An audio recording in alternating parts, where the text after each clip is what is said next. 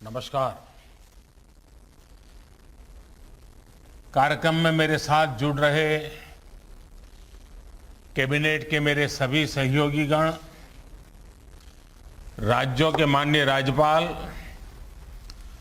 सभी सम्मानित मुख्यमंत्री, उप मुख्यमंत्री, राज्य सरकारों के मंत्रीगण, उपस्थित शिक्षाविद, अध्यापकगण, सभी अभिभावक और मेरे प्रिय युवा साथियों,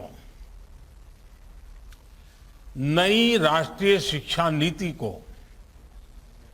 1 साल पूरा होने पर सभी देशवासियों और विशेषकर सभी विद्यार्थियों को बहुत बहुत शुभकामनाएं। बीते 1 वर्ष में देश के आप सभी महानुभावों, शिक्षकों, प्रधानाचार्यों, नीतिकारों ने राष्ट्रीय शिक्षा नीति को धरातल पर उतारने में बहुत मेहनत की है। कोरोना के इस काल में भी लाखों नागरिकों से, शिक्षकों, राज्यों, ऑटोनॉमस बॉडीज से सुझाव लेकर, टास्क फोर्स बनाकर नई शिक्षा नीति का चरणबद्ध तरीके से लागू किया जा रहा है। बीते 1 वर्ष में राष्ट्रीय शिक्षा नीति को आधार बनाकर अनेक बड़े फैसले लिए गए हैं। आज इसी कड़ी में मुझे बहुत सारी नई योजनाएं, नए इनिशिएटिव्स, इसकी शुरुआत करने का सौभाग्य मिला है। साथियों, ये महत्वपूर्ण अवसर ऐसे समय में आया है जब देश आजादी के 75 साल का अमृत महोत्सव मना रहा है। आज से कुछ ही दिन बाद 15 अगस्त को हम आजादी के 75वें साल में प्रवेश भी करने जा रहे हैं। एक तरह से नई राष्ट्रीय शिक्षा नीति का इम्प्लीमेंटेशन आजादी के अमृत महोत्सव का प्रमुख हिस्सा बन गया है।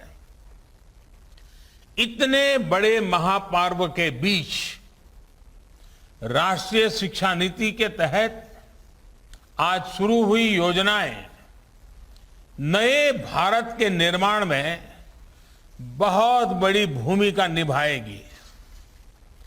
भारत के जिस सुनहरे भविष्य के संकल्प के साथ आज हम आजादी का अमृत महोत्सव मना रहे हैं, उस भविष्य की ओर हमें आज की नई पीढ़ी ही ले जाएगी। भविष्य हम कितना आगे जाएंगे, कितनी ऊंचाई प्राप्त करेंगे, ये इस बात पर निर्भर करेगा कि हम अपने युवाओं को वर्तमान में यानी आज कैसी शिक्षा दे रहे हैं, कैसी दिशा दे रहे हैं। इसलिए मैं मानता हूं भारत की नई राष्ट्रीय शिक्षा नीति राष्ट्र निर्माण के महायज्ञ में बड़े फैक्टर में से एक है और इसलिए देश ने इस शिक्षा नीति को इतना आधुनिक बनाया है, इतना फ्यूचर रेडी रखा है।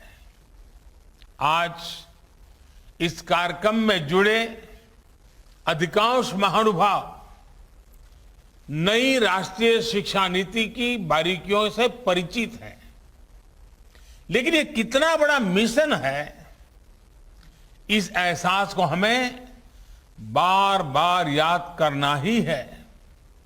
साथियों, देश भर से हमारे कई युवा स्टूडेंट्स भी इस कार्यक्रम में हमारे साथ हैं। अगर इन साथियों से हम उनकी आकांक्षाओं के बारे में सपनों के बारे में पूछें तो आप देखेंगे कि हर एक युवा के मन में एक नयापन है, एक नई ऊर्जा है। हमारा युवा बदलाव के लिए पूरी तरह से तैयार है। वो इंतजार नहीं करना चाहता। हम सब ने देखा है कोरोना काल में कैसे हमारी शिक्षा व्यवस्था के सामने इतनी बड़ी चुनौती आई। स्टूडेंट्स की पढ़ाई का जीवन का ढंग बदल गया, लेकिन देश के विद्यार्थियों ने तेजी से इस बदलाव को एडॉप्ट किया। ऑनलाइन एजुकेशन अब एक सहज चलन बनती जा रही है। शिक्षा मंत्रालय ने भी इसके लिए अनेक प्रयास किए हैं। मंत्रालय ने दीक्षा प्लेटफॉर्म शुरू किया, स्वयं पोर्टल पर पाठ्यक्रम शुरू किए और हमारे स्टूडेंट्स पूरे जोश से इनका हिस्सा बन गए।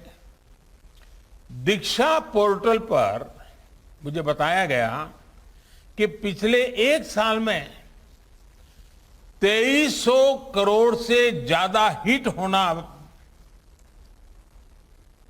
ये बताता है कि ये कितना उपयोगी प्रयास रहा है। आज भी इसमें हर दिन करीब 5 करोड़ हिट हो रहे हैं। साथियों, 21वीं सदी का आज का युवा अपनी व्यवस्थाएं, अपनी दुनिया खुद अपने हिसाब से बनाना चाहता है। इसलिए उसे एक्सपोजर चाहिए, उसे पुराने बंधनों पिंजरों से मुक्ति चाहिए। आप देखिए, आज छोटे छोटे गांवों से, कस्बों से निकलने वाले युवा कैसे कैसे कमाल कर रहे हैं। इन्हीं दूर दराज इलाकों और सामान्य परिवारों से आने वाले युवा आज टोक्यो ओलंपिक्स में देश का झंडा बुलंद कर रहे हैं, भारत को नई पहचान दे रहे हैं। ऐसे ही करोड़ों युवा आज अलग अलग क्षेत्रों में असाधारण काम कर रहे हैं, असाधारण लक्ष्यों की नींव रख रहे हैं। कोई कला और संस्कृति के क्षेत्र में पुरातन और आधुनिक के फ्यूजन से नई विधाओं को जन्म दे रहा है। कोई रोबोटिक्स के क्षेत्र में कभी साईफाई मानी जाने वाली कल्पनाओं को हकीकत में बदल रहा है। कोई आर्टिफिशियल इंटेलिजेंस के क्षेत्र में मानवीय क्षमताओं को नई ऊंचाई दे रहा है, तो कोई मशीन लर्निंग में नए माइलस्टोन्स की तैयारी कर रहा है। यानी हर क्षेत्र में भारत के युवा अपना परचम लहराने के लिए आगे बढ़ रहे हैं। यही युवा भारत के स्टार्टअप इकोसिस्टम को रिवॉल्यूशनलाइज कर रहे हैं। इंडस्ट्री 4.0 में भारत के नेतृत्व को तैयार कर रहे हैं और डिजिटल इंडिया को नई गति दे रहे हैं। आप कल्पना करिए, इस युवा पीढ़ी को जब इनके सपनों के अनुरूप वातावरण मिलेगा तो इतनी शक्ति कितनी ज्यादा बढ़ जाएगी। और इसलिए नई राष्ट्रीय शिक्षा नीति युवाओं को ये विश्वास दिलाती है कि देश अब पूरी तरह से उनके साथ है, उनके हौसलों के साथ है। जिस आर्टिफिशियल इंटेलिजेंस के प्रोग्राम को अभी लॉन्च किया गया है, वो भी हमारे युवाओं को फ्यूचर ओरिएंटेड बनाएगा, एआई ड्रिवन इकोनॉमी के रास्ते खोलेगा।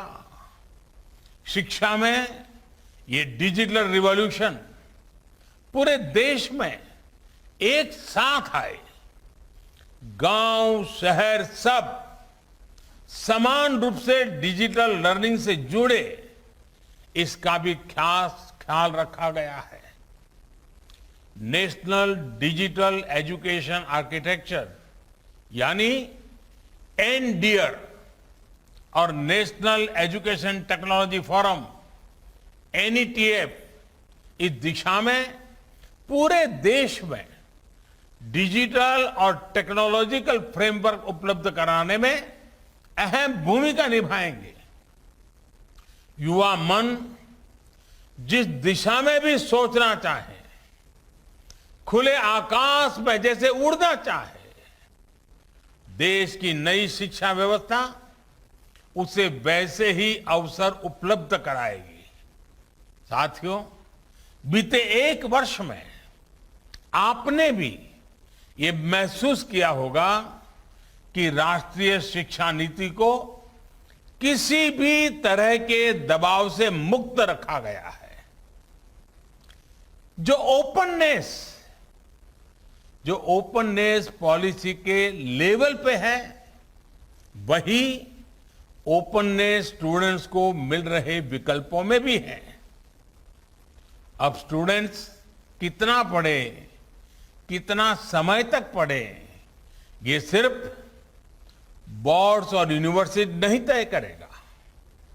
इस फैसले में स्टूडेंट्स की भी सहभागिता होगी।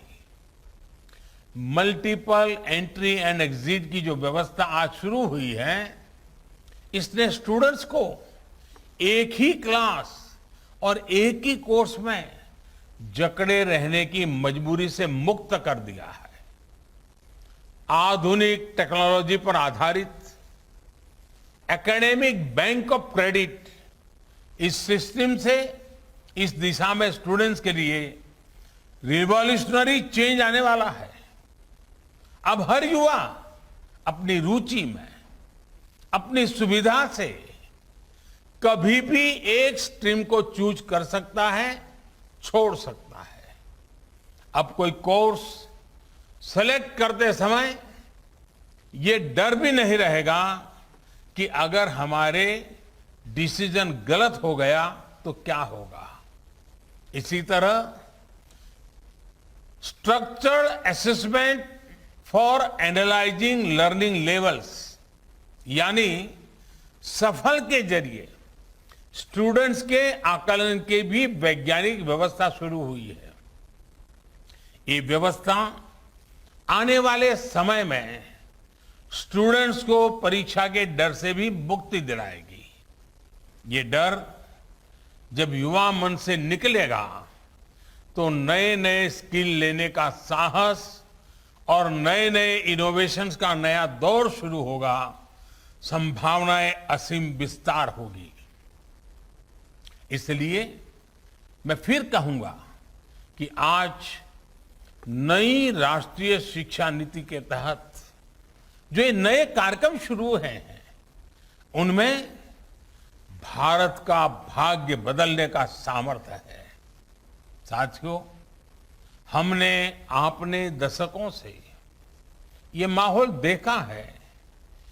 जब समझा जाता था कि अच्छी पढ़ाई करने के लिए विदेश ही जाना होगा, लेकिन अच्छी पढ़ाई के लिए विदेशों से स्टूडेंट्स भारत आए, बेस्ट इंस्टीट्यूशंस भारत आए, ये अब हम देखने जा रहे हैं। ये जानकारी बहुत उत्साह बढ़ाने वाली है कि देश की 150 से ज्यादा यूनिवर्सिटीज में ऑफिस ऑफ इंटरनेशनल अफेयर्स स्थापित किए जा चुके हैं। भारत के हायर एजुकेशन इंस्टीट्यूट्स अंतर्राष्ट्रीय स्तर पर रिसर्च और एकेडमिक में और आगे बढ़े, इसके लिए आज नई गाइडलाइंस भी जारी की गई है। साथियों, आज बन रही संभावनाओं को साकार करने के लिए हमारे युवाओं को दुनिया से एक कदम आगे होना पड़ेगा। एक कदम आगे का सोचना ही पड़ेगा। हेल्थ हो, डिफेंस हो, इंफ्रास्ट्रक्चर हो, टेक्नोलॉजी हो, देश को हर दिशा में समर्थ और आत्मनिर्भर होना होगा। आत्मनिर्भर भारत का ये रास्ता स्किल डेवलपमेंट और टेक्नोलॉजी से होकर जाता है, जिस पर एनईपी में विशेष ध्यान दिया गया है। मुझे खुशी है कि बीते एक साल में 1200 से ज्यादा उच्च शिक्षा संस्थानों में स्किल डेवलपमेंट से जुड़े सैकड़ों नए कोर्सेज को मंजूरी दी गई है। साथियों, शिक्षा के विषय में पूज्य बापू महात्मा गांधी कहा करते थे, राष्ट्रीय शिक्षा को सच्चे अर्थों में राष्ट्रीय होने के लिए राष्ट्रीय परिस्थितियों को रिफ्लेक्ट करना चाहिए। बापू के इसी दूरदर्शी विचार को पूरा करने के लिए स्थानीय भाषाओं में मदर लैंग्वेज में शिक्षा का विचार एनईपी में रखा गया है। अब हायर एजुकेशन में मीडियम ऑफ इंस्ट्रक्शन के इसके लिए स्थानीय भाषाओं में भी एक विकल्प होगी। मुझे खुशी है कि 8 राज्यों के 14 इंजीनियरिंग कॉलेज 5 भारतीय भाषाएं हिंदी, तमिल, तेलुगु, मराठी और बांग्ला में इंजीनियरिंग की पढ़ाई शुरू करने जा रहे हैं। इंजीनियरिंग के कोर्स का 11 भारतीय भाषाओं में ट्रांसलेशन के लिए एक टूल भी डेवलप किया जा चुका है। क्षेत्रीय भाषा में अपनी पढ़ाई शुरू करने जा रहे छात्र छात्राओं को मैं विशेष बधाई देना चाहता हूं। इसका सबसे बड़ा लाभ देश के गरीब वर्ग को, गांव कस्बों में रहने वाले मध्यम वर्ग के स्टूडेंट्स को, दलित, पिछड़े और आदिवासी भाई बहनों को होगा। इन्हीं परिवारों से आने वाले बच्चों को सबसे ज्यादा लैंग्वेज डिवाइड का सामना करना पड़ता था। सबसे ज्यादा नुकसान इन्हीं परिवार के होनहार बच्चों को उठाना पड़ता था। मातृभाषा में पढ़ाई से गरीब बच्चों का आत्मविश्वास बढ़ेगा, उनके सामर्थ्य और प्रतिभा के साथ न्याय होगा। साथियों, प्रारंभिक शिक्षा में भी मातृभाषा को प्रोत्साहित करने का काम शुरू हो चुका है। जो विद्या प्रवेश प्रोग्राम आज लॉन्च किया गया, उसकी भी इसमें बहुत बड़ी भूमिका है। प्ले स्कूल का जो कंसेप्ट अभी तक बड़े शहरों तक ही सीमित है, विद्या प्रवेश के जरिए वो अब दूर दराज के स्कूलों तक जाएगा, गांव-गांव जाएगा। ये प्रोग्राम आने वाले समय में यूनिवर्सल प्रोग्राम के तौर पर लागू होगा और राज्य भी अपनी अपनी जरूरत के हिसाब से इसे लागू करेंगे। यानी देश के किसी भी हिस्से में बच्चा अमीर का हो या गरीब का हो, उसकी पढ़ाई खेलते और हंसते हुए ही होगी, आसानी से होगी। इस दिशा का ये प्रयास है और जब शुरुआत मुस्कान के साथ होगी तो आगे सफलता का मार्ग भी आसानी से ही पूरा होगा। साथियों, आज एक और काम हुआ है जो मेरे हृदय के बहुत करीब है, बहुत संवेदनशील है। आज देश में 3 लाख से ज्यादा बच्चे ऐसे हैं जिनको शिक्षा के लिए सांकेतिक भाषा की आवश्यकता पड़ती है। इसे समझते हुए भारतीय साइन लैंग्वेज को पहली बार एक भाषा विषय यानी एक सब्जेक्ट का दर्जा प्रदान किया गया है। अब छात्र इसे एक भाषा के तौर पर भी पढ़ पाएंगे। इससे भारतीय साइन लैंग्वेज को बहुत बढ़ावा मिलेगा। हमारे दिव्यांग साथियों को बहुत मदद मिलेगी।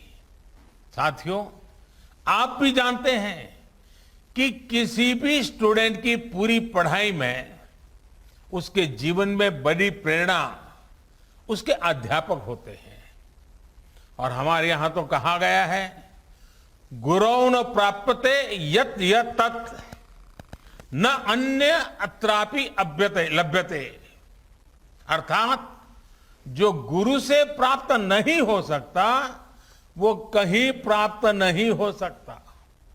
यानी ऐसा कुछ भी नहीं है जो एक अच्छा गुरु, अच्छा शिक्षक मिलने के बाद दुर्लभ हो।